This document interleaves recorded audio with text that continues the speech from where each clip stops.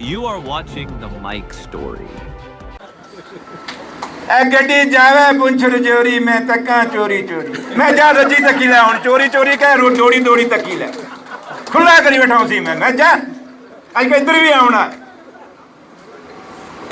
रोज आने एनसी के एमएलए बिक गए ते जेड़े बिक रहे ते खरीद लै यार। अगर कोई मंझ गांव बनी तो अपनी कीमत पाना पे तो पा ही लवा सही क्या लेना देना। एनसी ने लाए सन कि नहीं लाए सन उच्चे बोलो ना यार इसने बेइए आई ते पता नहीं गुंगे जे बनी ते फिर गुंगिया नाल क्या कहानी करनी क्या गल करनी मजा ही नहीं आना गल करने अगो कोई जवाब आवे गल करना मरदा नहीं गल करो। ए पीडीपी और बीजेपी इन्होंने स्यापा करना पे असी कुदै ना कुदै क्या आखा ये रोज कर लाने मैं क्या सोच दिल कहना सुनो ढा मारा जाए तेरा हूँ जरा भी इसने कोई है कोई मैकेनिक शैकेनिक स्वादन रखे मोशन ना तोड़ियो माड़ा एक जट उपरों मोशन टूटा स्यापा जुड़ना कोई नहीं स्पेयर पार्ट लभना कोई नहीं। हाँ 10-12 साल घट सन ना दो ही हैं ये मासी भांजे घट सी नहीं।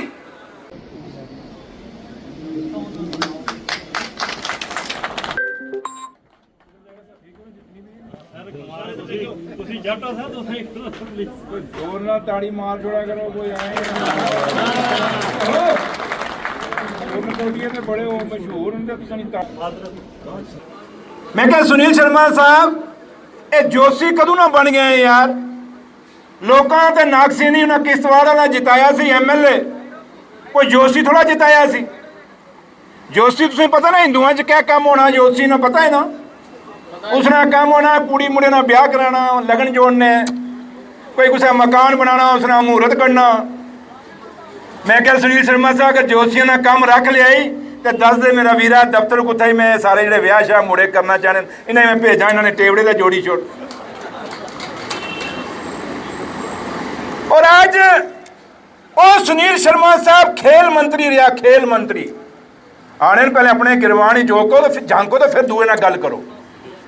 और जिले वो खेल मंत्री रहा ये रैबरे खेल वाले उसने लगे सन के नहीं सन लगे बोलो लगे सन के नहीं सन लगे ते जेडे बीजेपी वाले तो घूमने नहीं पूछे पक्के की ने किते ये पीडीपी वाले नहीं पूछे तो घूमने गलियां च ये कहीं से पक्के किते।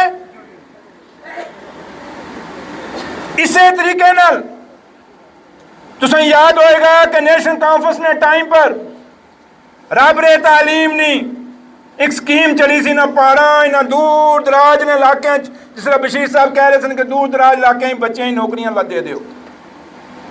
वो स्कीम सारे बच्चों वास्ते कितनी फायदेमंद सी और ये बच्चे मास्टर लगने सन पहाड़ों पर जिथे शहर ना मास्टर नहीं सी पहुंचना वो बच्चे अपने ग्रां च बच्चे ही पढ़ाने सन।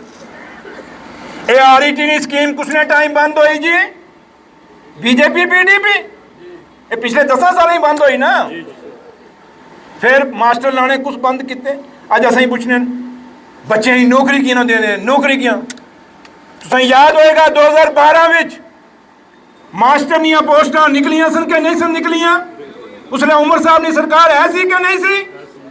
2012 तो बाद दसो केड़ी मास्टर की पोस्ट निकली है कोई निकली ये पोस्टां फ्रीज कुछ कीतियां ये पोस्टां बंद कुछ कीतियां ये पीडीपी और बीजेपी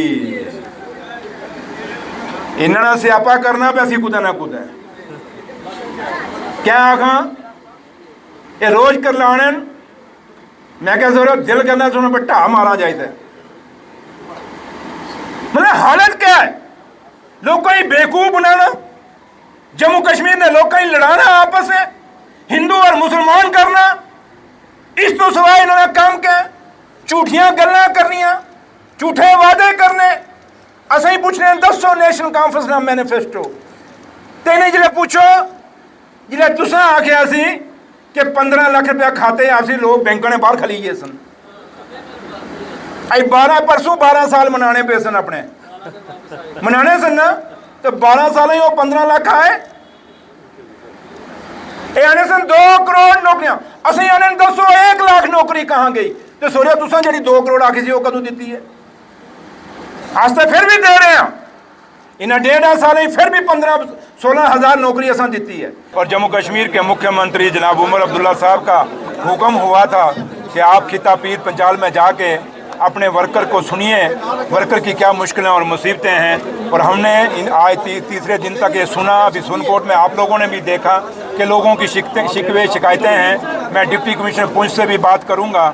जो इशू डिप्टी कमिश्नर के लेवल तक हैं वो डिप्टी कमिश्नर साहब को हम बोलेंगे, वो करेंगे।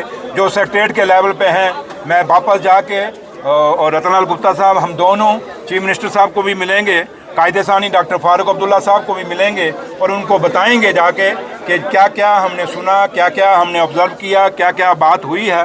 तो लिहाजा एक चीज़ आपको अश्योर करके जाते हैं, आप लोगों के चैनल के माध्यम से आप लोग जो दूर दराज तक आपको लोग देखते हैं, हम यही खिता पीर पंचाल के नेशनल कॉन्फ्रेंस के वर्करों को, डेलीगेट्स को, अहदेदारान को, चाहे वो ब्लॉक प्रेसिडेंट हैं, डिस्ट्रिक्ट प्रेसिडेंट हैं, या कमेटियां हैं, या हमारी विंग्स हैं, सबको एक ही बात कहेंगे कि आप मत सोचिए कि आप अकेले हैं। नेशनल कॉन्फ्रेंस की सरकार, उमर अब्दुल्ला सरकार और नेशनल कॉन्फ्रेंस पार्टी आपके साथ शाना बचाना खड़ी है और आपके मसले और मसाइल को हल करेगी। और आज जैसे मैं यहाँ पे सुनकोट के अंदर भी मैंने 6 सड़कों का ऐलान किया है कि 6 सड़कें ये लोग मुझे देंगे, वो बनाएंगे। उसके साथ मैंने ब्रिज के लिए भी कहा, उसके बाद सिटी एंड टाउन जो लुक होती है उसके लिए भी मैंने इनको कहा है, और डाक बंगले के लिए मैंने 2 करोड़ रुपया दिया है यहाँ पे सुनकोट के अंदर। इसी तरीके से पीछे थाना मंडी के अंदर भी, रजौरी के अंदर भी, कालाकोट के अंदर भी अलग अलग अनाउंसमेंटें हमने की हैं। और ये चंद रोज़ के बाद जब ये मुझे लिख के दे देंगे, डीपीआर बनाने के बाद मैं किसी न किसी प्लान में डाल के इनका काम करेंगे। जहाँ तक 7 लेक का ताल्लुक है, 7 लेक का जो रोड है या उसकी डेवलपमेंट का ताल्लुक है, उमर साहब ने पिछले बजट के सेशन में आपने उनकी स्पीच अगर सुनी होगी तो उमर साहब ने वहाँ अनाउंस किया था कि जो 7 लेक हैं इसको हम डेवलप करेंगे ताकि खिता पीर पंचाल एक टूरिस्ट डेस्टिनेशन बने।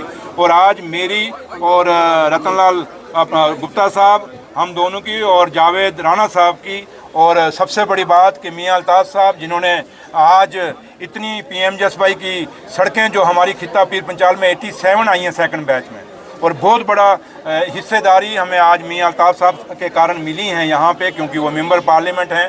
पीएमजीएसवाई की सड़कें दिल्ली से आती हैं। मैं अपने ऑफिसरान का भी शुक्रिया अदा करूँगा जिन्होंने डीपीआर बनाई, और मैं आप लोगों का भी शुक्रिया करूंगा कि जहाँ जहाँ आप समझते हैं कि लोगों की ज़रूरतें हैं आप लोग भी हाईलाइट करते हैं। उन चीज़ों पे भी हमने नोटिस लेते हुए जो मीडिया की आपकी क्लिपिंग हासिल है उस पर भी नोटिस लेके मैंने अफसरों को बोला, उस पर भी कई डीपीआर बनी हैं। तो लिहाजा उमर अब्दुल्ला सरकार की पूरी कोशिश है कि हमने जो वादे 2024 में जम्मू कश्मीर के लोगों से किए हैं उनको पूरा करेंगे। लेकिन थोड़ा टाइम तो ज़रूर लगेगा, लेकिन फिर भी जैसे आज मुगल रोड की टनल का है वो भी काम शुरू हो रहा है, उसकी डीपीआर शीपीआर तैयार हो रही है, और इसमें उमर साहब ने बड़ी कोशिश की, मियां अल्ताफ़ साहब ने बहुत कोशिश की है। और इसलिए आज ये सारा मिल के उमर अब्दुल्ला सरकार और हमारे मेंबर पार्लियामेंट और हमारी सरकार की यही कोशिश है कि जो वादे हमने किए हैं उनको पूरा किया जाए। और इसमें हम इतना ही मैं आप लोगों के चैनल से खासकर खिता पीर पंचाल के लोगों से अपील करूंगा। एक तो उनका मैं शुक्रिया अदा करूंगा जो प्यार, जो मोहब्बत इन 3 दिन में खिता पीर पंचाल के लोगों ने मुझे और रतनलाल गुप्ता साहब को यहाँ दिया है, उनका बहुत बहुत शुक्रिया। और मैं लोगों से यही अपील करूँगा कि आप अपने भाईचारा जो हमारी विरासत है हमारे बुज़ुर्गों की, इस भाईचारे को बनाए रखें, और हमारी जो मेहमान नवाजी है, जो बुज़ुर्गों की विरासत है, इसको हमेशा मजबूत रखें। Thank you sir. जब बीजेपी के जो लोग आते हैं यहाँ उनको पूछ लीजिएगा कि 10-12 साल आपने क्या किया। ये 1.5 साल से वो रोड टूटी नहीं है, 1.5 साल में ही वो खड्डे नहीं पड़े हैं। इसलिए बीजेपी और पीडीपी इसलिए जिम्मेवार है। लेकिन आज जब हम काम कर रहे हैं, मियां अल्ताफ़ साहब का कहना बिल्कुल वाजिब है, उन्होंने ठीक कहा कि क्या लफ्ज़ इस्तेमाल करें, क्योंकि सड़कों की हालत ऐसी है और इन्होंने करना था। अब ये बीआरओ किसके अंडर है? बीजेपी के अंडर है। तो फिर जरा बीजेपी के लोगों को पूछिए जल्दी क्यों नहीं काम हो रहा, बीजेपी के लोगों को पूछिए ये 4 लेन क्यों नहीं बन रहा। इसलिए आप हमें सवाल पूछने से पहले कम से कम थोड़ा सा बीजेपी वालों को झंझोड़ के आया करिए, फिर हम देखें आपने कुछ लाज किया तो फिर हम आपको सही मायने में बात करेंगे। Thank you. हफीज रहमान जी, मैं नाम नहीं लूँगा, जड़ा भी साहब होगा, जिस साहब का आप नाम ले रहे हैं या दूसरा होगा, या तो काम करेगा तो जा यहाँ से भाग जाएगा, या मैं ब्लैक लिस्ट कर दूंगा। जानते हैं मैंने कितने ब्लैक लिस्ट कर दी हैं, और मैंने ये खाली ऑफिसर नहीं, मैंने कई ऑफिसरों को सस्पेंड किया है। इसलिए मैं खाली ठेकेदारों पे नहीं बल्कि ऑफिसरों पे भी एक्शन लेंगे। जो ऑफिसर ठेकेदारों के साथ नेक्सस बनाने की कोशिश करेगा या मिली भगत सर करेगा। पीएमजीएसवाई की जो रोडें हैं, जो नई रोडें आई हैं, उसमें जो है काफ़ी सारी रुकावट हैं लोगों के। रुकावट यही है, मैंने मुआवजे तो मिल दे देंगे हम। सबसे बड़ी रुकावट है, परसों ही ऑनरेबल सीएम साहब ने पीएमजीएसवाई सड़कों की रिव्यू मीटिंग ली। 16 सड़कें ऐसी हैं पूरे जम्मू कश्मीर में जो लिटिगेशन में फंस गई। उन 16 में से आप हैरान होंगे 9 सड़कें सिर्फ पुंछ की हैं। और ये बदकिस्मती है कि पुंछ के लोगों, आप लोगों को भी समझना होगा। और जो लोग ये लिटिगेशन ठेकेदार कर रहे हैं, इनको एक्सपोज करिए और आप लोग एक्सपोज कर सकते हैं। और जहाँ तक एक्शन ले वो मैं जरूर लूँगा। नोटिस में लाई है, मैं जरूर इस पर गौर करूँगा और एक्शन